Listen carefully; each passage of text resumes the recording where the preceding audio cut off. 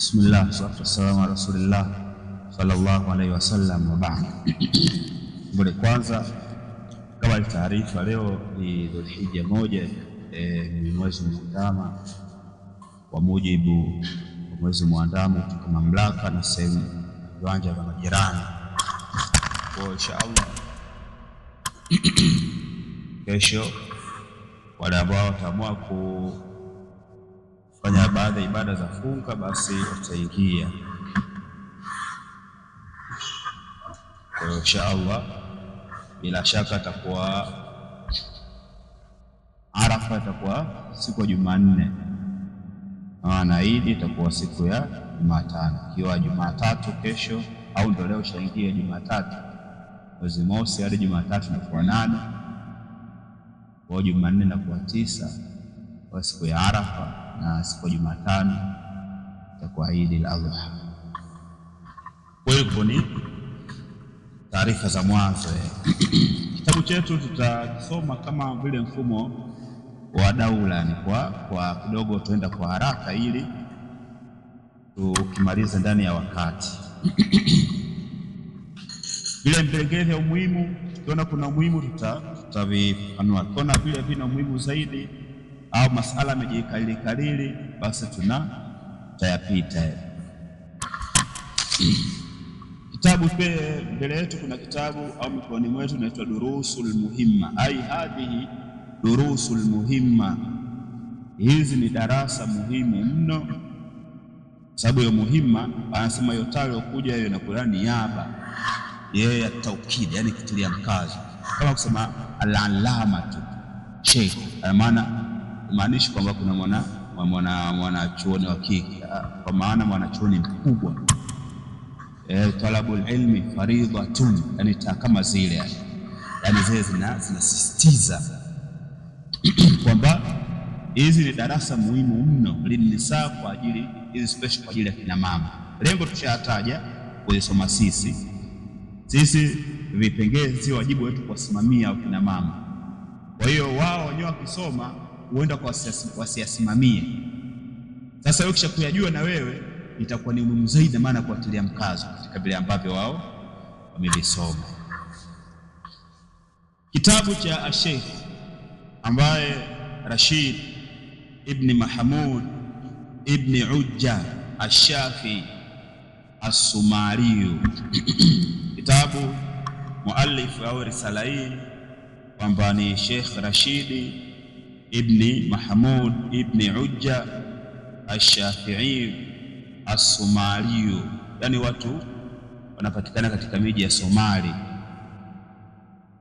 Pia anasema ahadu ulama ahlus sunna wal jamaa, pia katika mmoja wa wanachuoni katika ahlus sunna wal jamaa, katika upande wa akida yake na manhaji yake. Wanachuoni wanaelezea ni manhaji kawiyu wa aqidatuhu salima, akida yake imesalimika, na pia na manhaji yake imesalimika yenye nguvu, ahlus sunna wal jamaa as-salafiyun. Anasema kule kuna mashekhi wengi tu ambao wako na wana vitabu vina faida tofauti.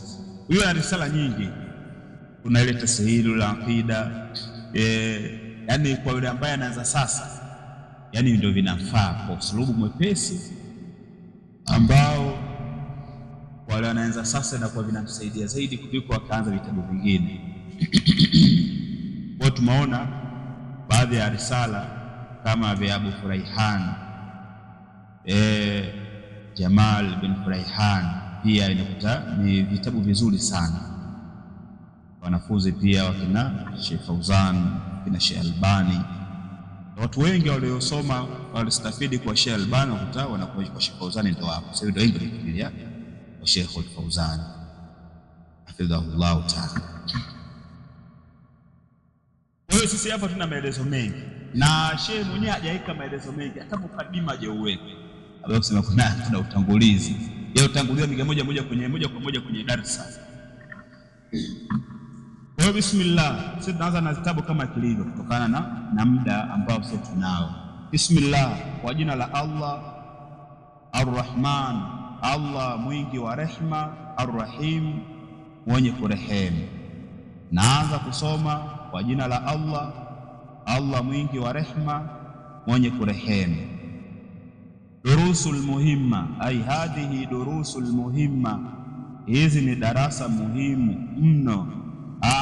Hapa jaandikwa hiyo kitabu, ndio hapa kitabu imeandikwa hivi. Hapa ndiko hadhihi durusul mar'ati, hizi ni darasa za kina mama almuslima, tena wa Kiislamu.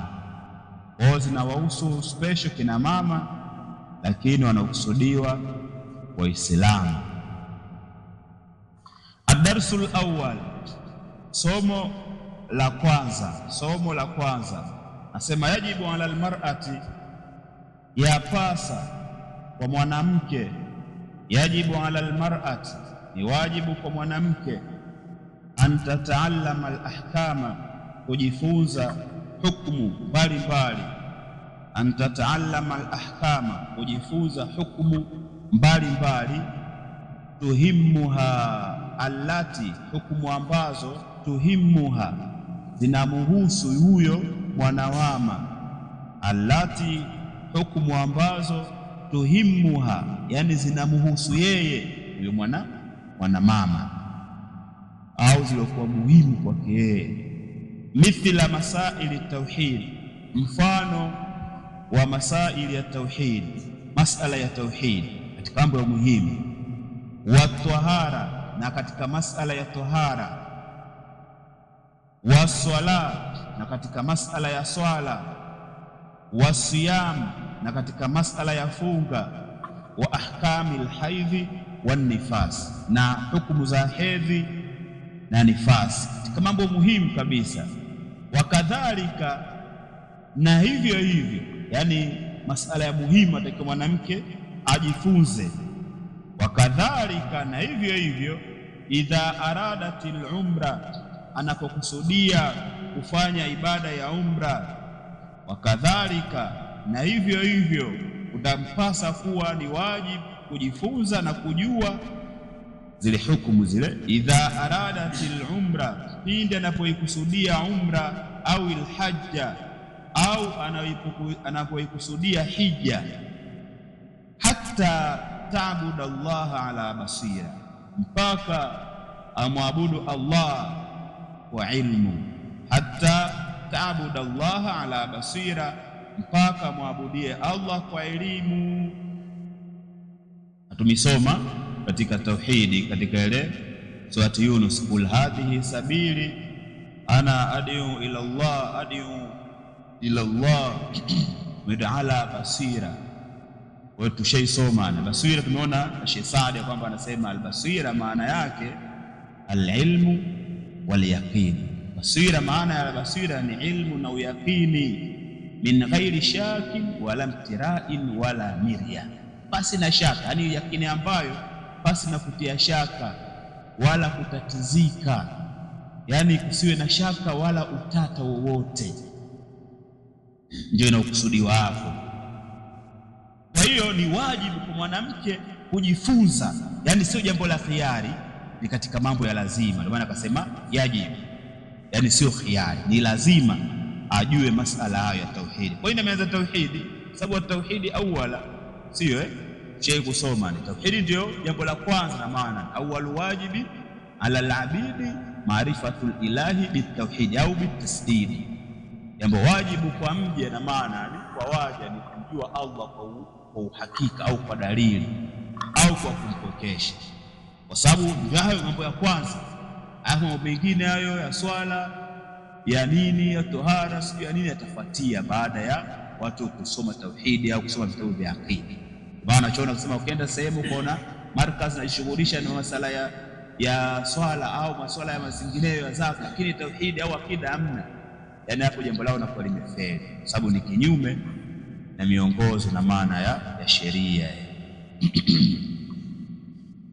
Ad-darsu thani, somo la pili, anasema wasailu taallumi, kwenye kitabu cha wasaili, yani hapo inakuwa ni khata, na maana hapo inakuwa unatia dhama kwenye la wasailu taallumi, na njia za kujifunza. Fi zamanina, katika zama zetu hizi. Wasailu taallumi, na njia za kujifunza, fi zamanina, katika zama zetu hizi, sahalatun, ni nyepesi mno. Yani zile njia za kujifunza kufuata ilmu, yani ni nyepesi mno. Bihamdillah, yani kwa sifa njema zote ni stahiki ya Allah.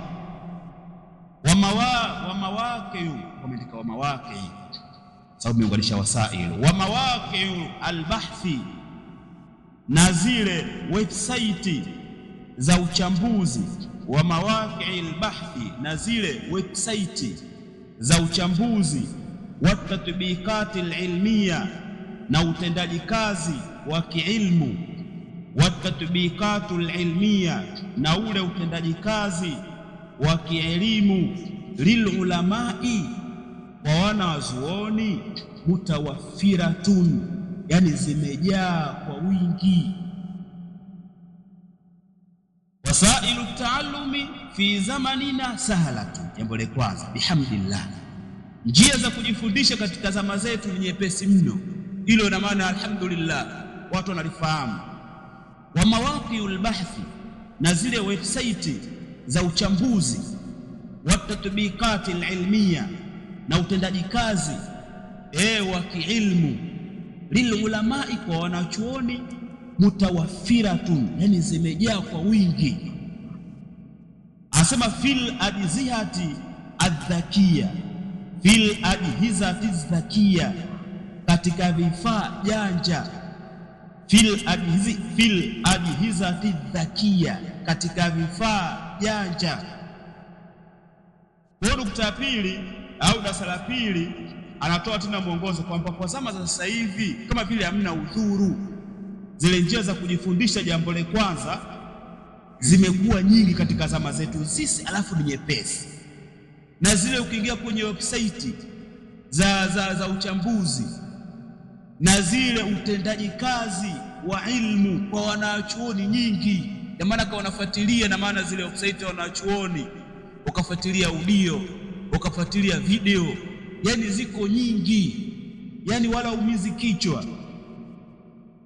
Lakini pia fil ajhizati dhakia, kwa vifaa janja, kama vile ukatumia vifaa janja kama nini, kama vile kompyuta, ukatumia simu, laptop, na mfano wa vifaa kama hivyo, sio?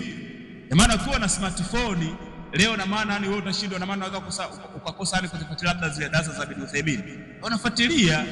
Ukiwa na laptop unafuatilia, unazipata, yani zile Sheikh Fauzani mubashara na moja kwa moja, yani ndio akizipata anazifanyaje, akizitaka anazipata. Hicho ndo anakusudia yeye.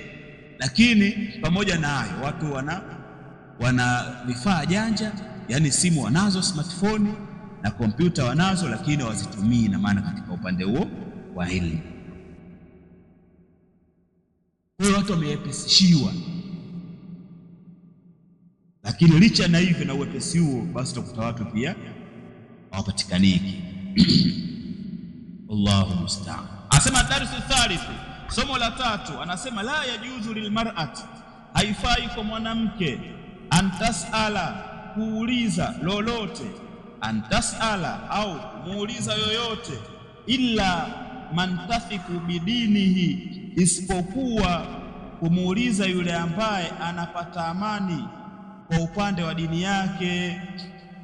Illa, isipokuwa atamuuliza yule ambaye man tathiqu bidinihi, anapata amani kwa upande wa dini yake. Min ahli alilmi, kutokana na watu wa ilmu, au kutokana na wanachuoni. Almarufina, wenye kufahamika au wenye kujulikana wanachuoni hao. Bilmanhaji sahihi, kwa manhaji iliyokuwa sahihi. Hiyo hapo katoa yani tambihi, kwa sababu mambo ya njia za kujifundisha ni zilikuwa nyepesi. Ukaingia hapa kwenye channel fulani ukaamua tuwe mwenyewe tu, la kwani kutafuta channel unaitaka wewe, la sio hivi. Bali ndio unaambiwa haifai kwa mwanamke, la yajuzu lilmar'ati, yani tambihi, na sio wanawake, tuna maana hayo na hata wewe pia. La yajuzu lilmar'ati, haifai kwa mwanamke, antasala, kumuuliza yoyote, illa man tathiqu bidinihi, isipokuwa kumuuliza ambaye anapata amani kwa upande wa dini yake.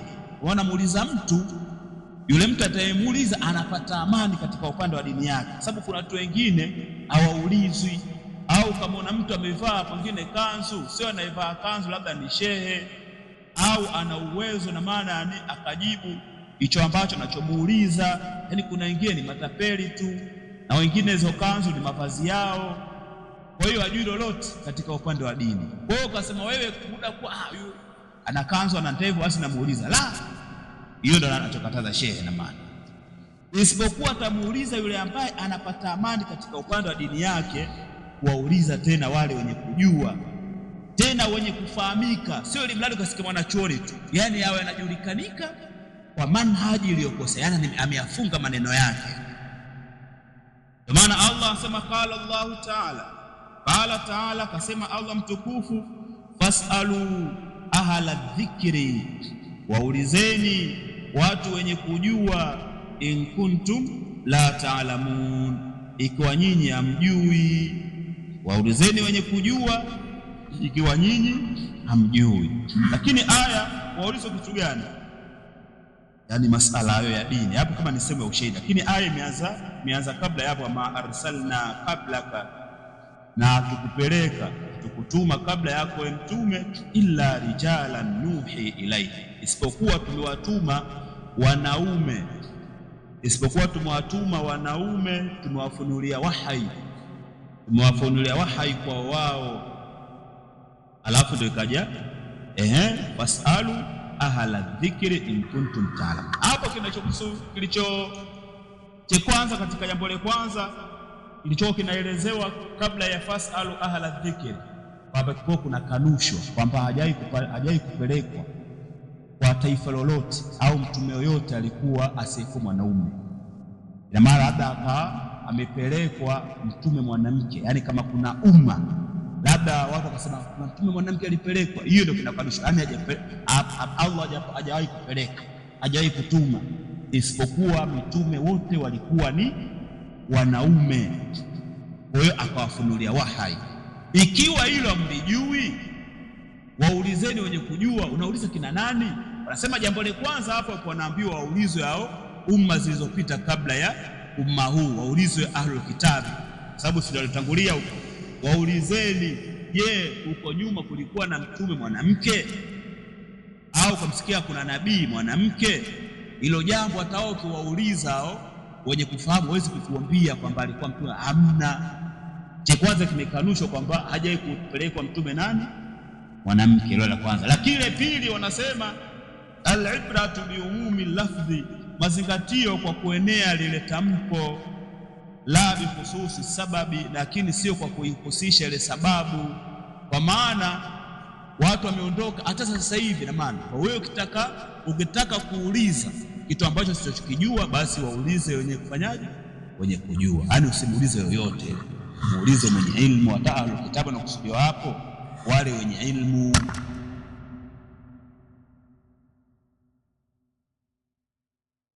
Haya wanasema wa minal khatwa'i, nukta ya muhimu pia, na katika makosa, wa minal khatwa'i, na katika makosa, an tataallama almar'atu, kujifunza mwanamke, minal mawaqi'i ghairu almawthuqa, katika hizo website zisizoaminika. Watu wanajifunza ni mambo yao ya dini katika website ambazo haziaminiki, au katika chaneli ambazo haziaminiki. Kuna watu wana ma TV yote vifaa janja hivyo, sijui mnaelewa Lakini sasa mtu yeye anamweka mua kufungulia TV anaitaka yeye TV imani. Je, yani imesalimika? Radio ya Qur'an, TV Qur'ani, je imesalimika? Hiyo naifungulia. Nasema minal khatwa'i, na miongoni mwa makosa, an tataallama almar'atu, kujifunza mwanamke, minal mawaqi'i ghairi almawthuqa, kujifunza kwenye website zisizoaminika, au alkutubi, au kujifunza kwenye vitabu ghairi almaarufa, visivyofahamika, yani havijulikanwi. bililmi sahihi, kwa ilmu iliyokuwa sahihi, allati, elimu ambazo rubama, wakati mwingine, kanat maliatan bil akhta'i al aqdiyya, wakati mwingine huwa elimu hizo zenye kujaa makosa ya kiitikadi.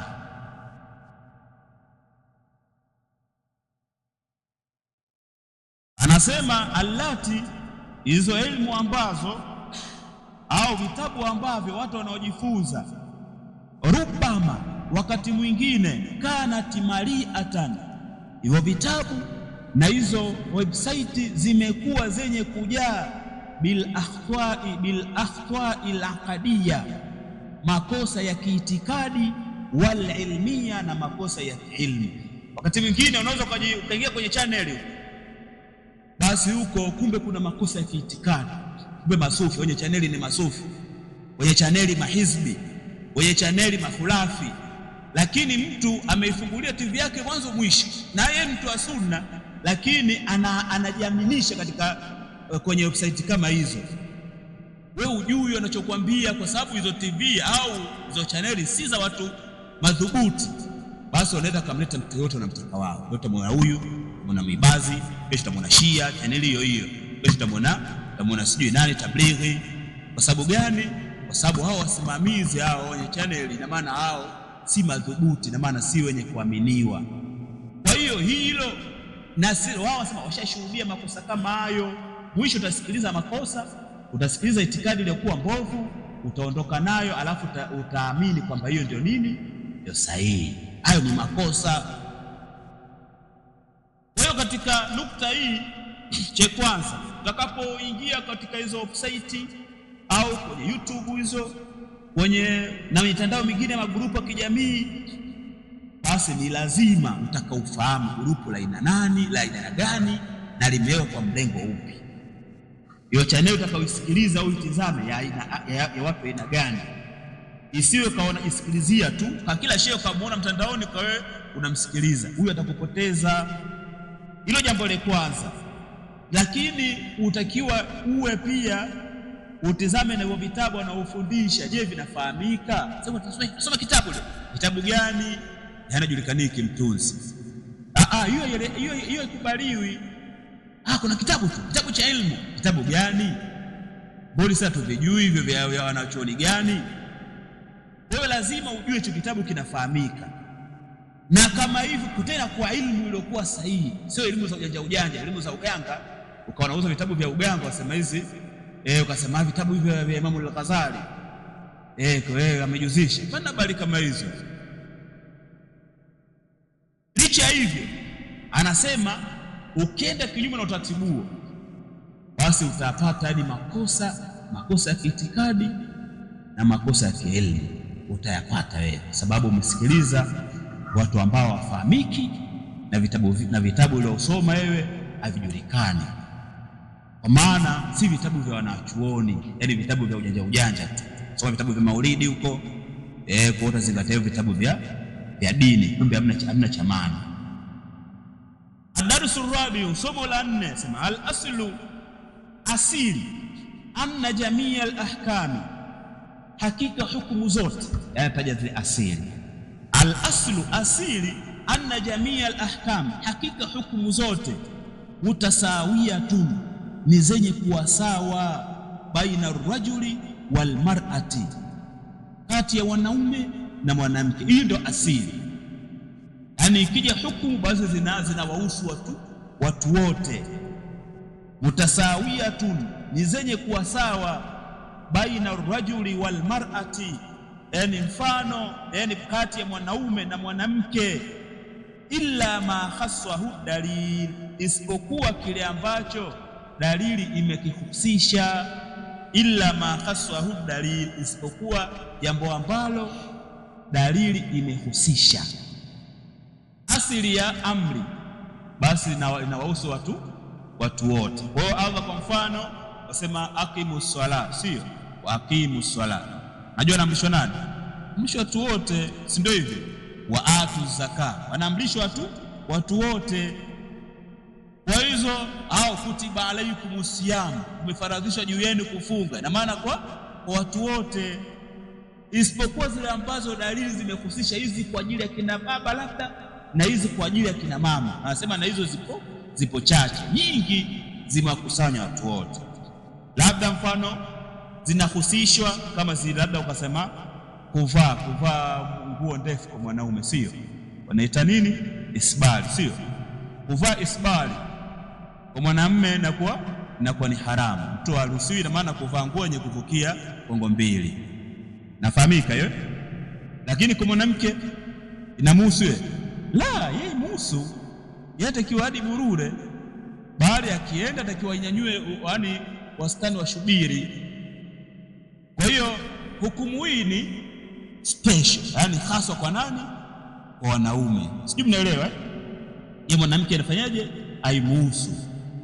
Au masala ya mirathi, sio?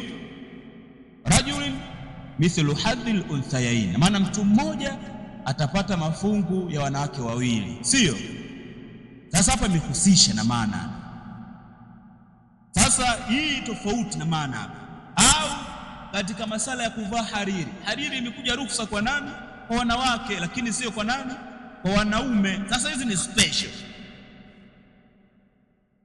kwamba hapa na. Au masala ya mahari, sio? Mahari kwa nani?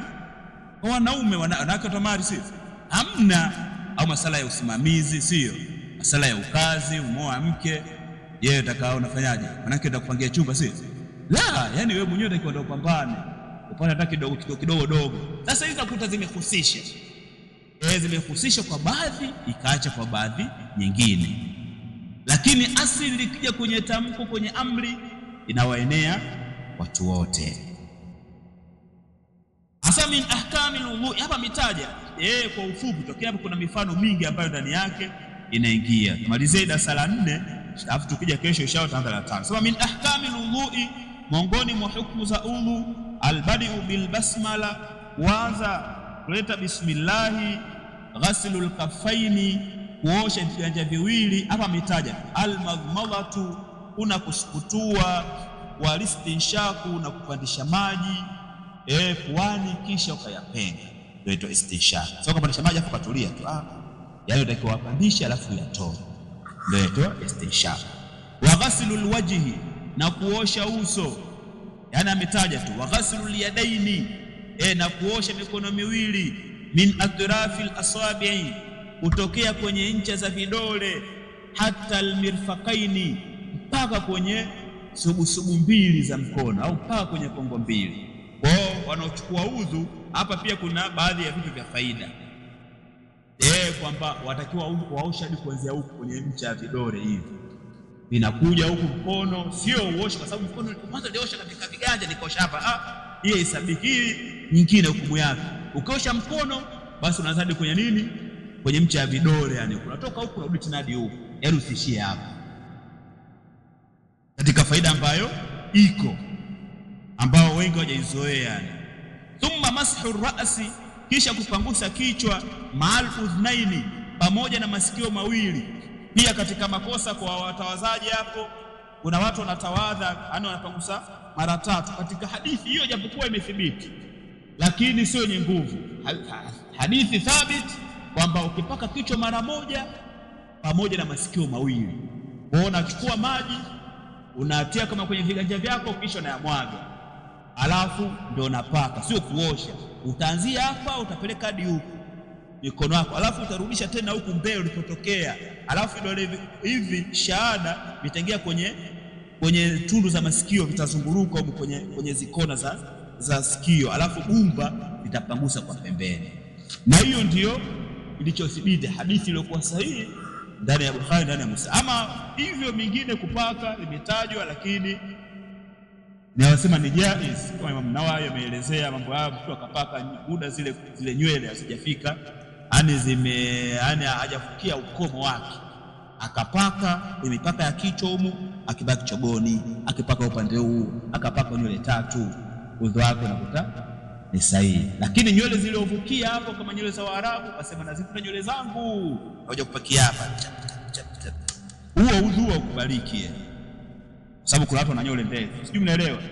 Ukasema kupaka tu kwa sababu kwenye nywele hata nywele 3 nywele zangu zinafika hadi kiunoni, basi unachukua maji tu chap basi hapo hesabiki mpaka kichwa. Mpaka na maana upake kwenye yani mipaka ya kichwa huko zishie huko, hata ziko ndefu unataka upake huko yani.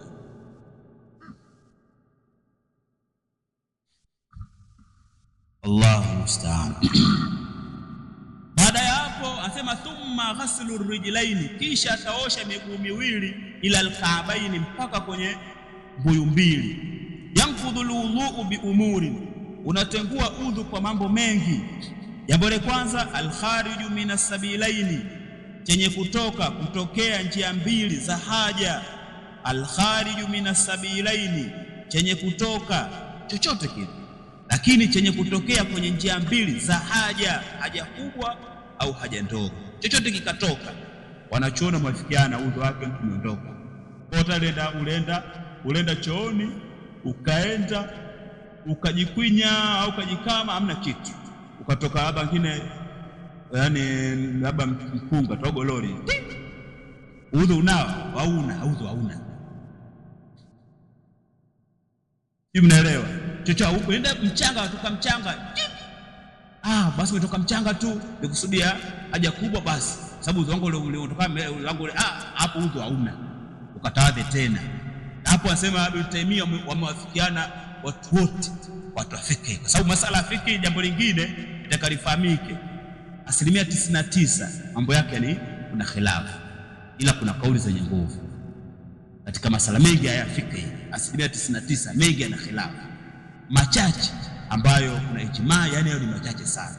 Kila masala masueleze kama nukta usikia mayo kutoka sijui nini ila kama ili ndio kuna ijmaa, na maana wamewafikiana chochote kinachotoka kwenye njia mbili, haijalishi iwe haja au siwe haja, basi huyo udhu nini ana kama hilo. Pia kalbauli, kama vile kutoka mkojo, walghaiti kama vile choo ndogo, walghaiti na choo kubwa, natumia lugha hizo, wadami na kutoka damu, warihi na upepo, walmadhi na kutoka madhi, walmanii na mtu akatokwa na manii. Kwa katika hivyo vyote kitakachotoka moja kati ya njia mbili, basi udhu ana lazima kuchukua tena udhu, ajalishi limetoka hivyo au kutoka vitu vingine visiokuwa hivyo. Jambo la pili, masul farji, kugusa utupu, ni katika jambo ambalo linatengua udhu. Hii yote yani kuanzia hapo kwenda mbele, yani yote yana khilafu, lakini kuna kauli zenye nguvu. Masul farji na zina maelezo. Kugusa utupu na kusudiwa mtu ambaye udhu unatoka, ikiwa amegusa hakuna kizuizi. Jambo la kwanza, kwa maana ukagusa utupu wako, ina maana moja kwa moja mubashara, hakuna chochote kinachozuia kati baina mkono na utupu wako, ngozi kwa ngozi. Wanasema vijana wale, hapo ni lazima udhu umeondoka. Lakini ukagusa au ukashika, kuna kizuizi, hata ikiwa chepesi, udhu wako anasema upo. Hata kama uligusa kwa matamanio, udhu wako upo, muda kwa kuna kizuizi kati. Lakini pia Ibn Taymiyyah katika Sharh al-Munti ana kitabu kizuri pia cha fiqh, ameelezea masala ni kwa ufafanuzi mkubwa, na afu anatoa na wajibu na kauli yenye kuwa na nguvu. Watu kama watu wakipata hela wanunue Sharh al-Mumti, yani hicho kinahusiana na masala fiqh yetu, yani kitabu kizuri sana. Sema upatikanaji wake kidogo na kwa kidogo changamoto. Mongona alieleza akasema, kukugusa utupu ikiwa jambo la kwanza kagusa pasi na hail, pasi na kizuizi, alafu na la pili akagusa kwa matamanio, basi hapo utakuwa udhu umeenda. Lakini kama aligusa na kizuizi, kivyo vyote udhu atakuwa nao, na kama aligusa pasi na matamanio, udhu anao. Kwa mfano pengine mtu anajiwasha, sijui mnaelewa, kwa mjiwasha tu sehemu, basi kuingiza mkono ukakuna, na udhu wako pengine ulikuwa na udhu. Je, kujikuna kwako na maana udhu unao au hauna? Yeye anasema udhu hapo, yani kama uligusa pasi na matamanio, ulijikuna ukapelekea ukagusa, asema udhu hapo unao, yani udhu wako bado unao. Lakini kama uligusa kwa matamanio, hata kujikuna kwako, yeye anasema udhu hapo hamna. Lakini ukisoma kile kitabu Shurutu Sala ya nini ile ya Muhammad Abdul Wahhab aliyosherehesha Abdul Razzaq Pionia Muhsin, akaya atoa masala kama vipengele vitatu. Kama mtu atagusa sehemu hizo alafu kawa kuna matamanio, alafu licha matamanio akatokwa kaisa ametokwa na kitu, anasema huyu ndo ametokwa udhu, na kauli ndio kwa sahihi. Lakini kama ataligusa na matamanio, hata kama hamna hail, lakini muda akuwa akijatoka chochote katika kugusa kwake, udhu wake bado anao, na akaleta na hadithi. Sijui mnaelewa kwa hiyo kuna mfumo kama huo ilio kuna khilafu, lakini anasema kauli yenye nguvu, yule anayegusa lazima haisi kimetoka kitu. Akigusa kwa matamanio na haisi ametokwa na kitu, huyo ndo lazima akafanyeje, atakuwa huyo akachukue udhu. Basi na hivyo hizo kauli nyingine zinatajwa kwa ajili ya kujitoa katika shaka, yani pangio na kutoa na shaka tu, kwa sababu kwa ile ilikuwa bora zaidi pindi kafanyaje, bora kachukue udhu, hapo hamna shida. Ndio kwenye khilafu hamna neno. Kwa kuna aklu lahamil ibili, jambo la tatu, kula nyama ya ngamia ni katika vitu ambavyo vinatengua udhu. Sasa ngamia na nini wewe? Sisi hana chochote, lakini ukila basi ukachukue udhu. Na sio kila ambacho kinachotengua udhu basi ni najis. Basi maaba kula ngamia basi nyama ngamia itakuwa ni najis. Sio hivyo. Sio kila kinachotengua udhu ni nini? Ni najis. An-naumul amik, usingizi mzito. An-naumul amik, usingizi mzito. Alladhi, usingizi ambao la tash'urina fihi, kwamba haisi, yani ujihisi ndani ya usingizi huo, binafsika we mwenyewe. La tash'urina fihi, hapo kuna anasemeshwa mwanamke, yani usingizi ambao haujihisi ndani yake, binafsika we mwenyewe. Binafsiki kuna maana kuna kafu we mwenyewe, yankudhu maana unatengua udhu, yani usingizi huo unatengua udhu. Wa amma nuwas, ama kule kusinzia. Wa amma nuwasul khafif, ama ule usingizi mwepesi ndio kusinzia. Fala yankudhu, huko kutengua udhu. Kwa hiyo ule usingizi unautengua udhu, kwamba wewe umekaa na pia panawekwa mtu amekaa basi na kuyamakinisha makalio yake katika ardhi, akakaa mkao wa ajabu, afu usingizi ukao umempata mzito, anayumba tu na udenda anatoka, sio?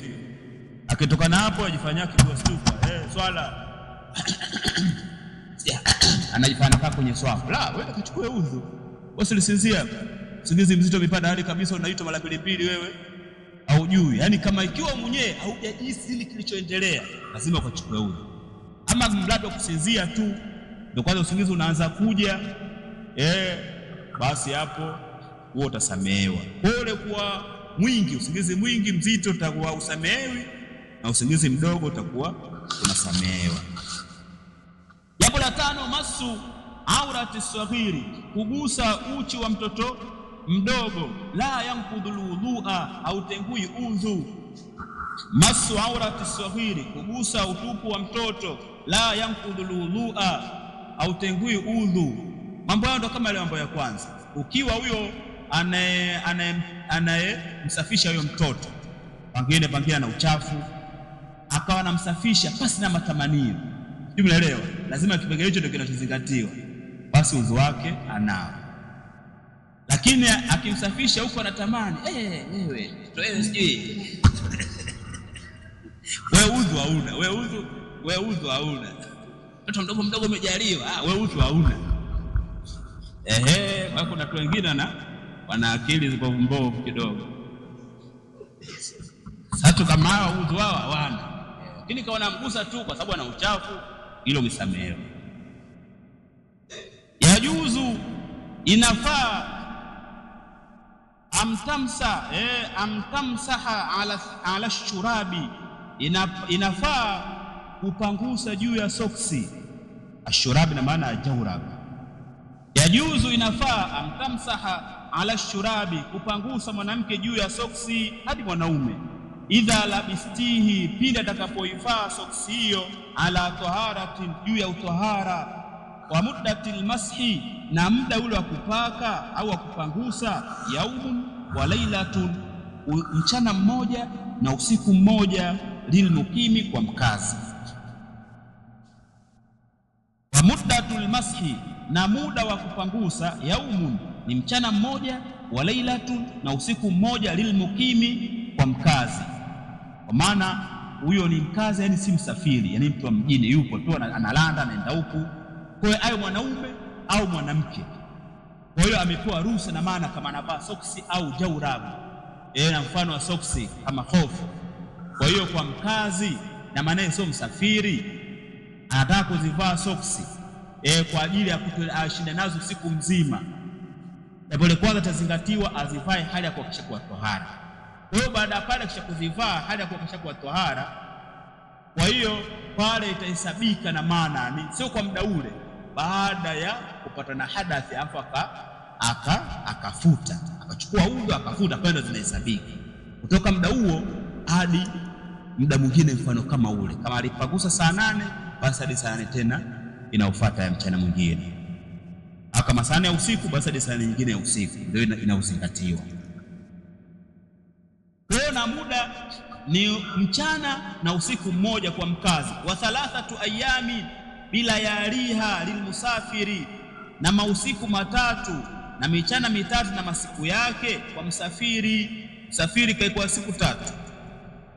Kifika muda kutawadha aenda chooni na haja ndogo haja kubwa, akifika muda kutawadha yeye hatovua kama hizo soksi zake wala hiyo hofu zake, bali atakuwa atapaka tu juu, ataosha sehemu yote ile viungo vingine hivyo kwenye soksi kule miguu, atakuwa anapaka tu juu chap chap, na sio chini, kadhia imeisha. Kwa hiyo kwa msafiri siku 3 atafanya hivi, muda kuwa hajapatwa na janaba, sababu pata janaba lazima kaoge, lazima azivue. Muda kuwa hajapatwa na janaba siku 3, na mkazi ambaye sio msafiri kapewa siku mzima muda pia, na hiyo shati vile muda kuwa hajapatwa na janaba. Pata janaba basi inakuwa ni lazima asifanyaje, atakiwa aoge, atabidi akazivue. Anasema watabdaul mudda, na utaanza ule muda min awwali mashin, mwanzo wa kupaka pale, baada alhadathi, baada ya hadathi. Kwa hiyo utaanza ule muda unahesabika mwanzo tu ule wa kupaka baada ya hadathi, kwa maana ulipozivaa kama labda asubuhi saa 2 asubuhi, kwanza unachukua udhu. Ukitoka kuchukua udhu ushakuwa tohara, unazivaa zile hizo soksi zako pale usabiki pale, sijui mnaelewa utaanza kutembea nazo huyo mtaani, kama unauza karanga sijui nini, sio? Sasa pengine sasa itakauende sawa, imefika wakati akauende haja kama chooni, sasa utakaa pengine mcha ndogo au chooni.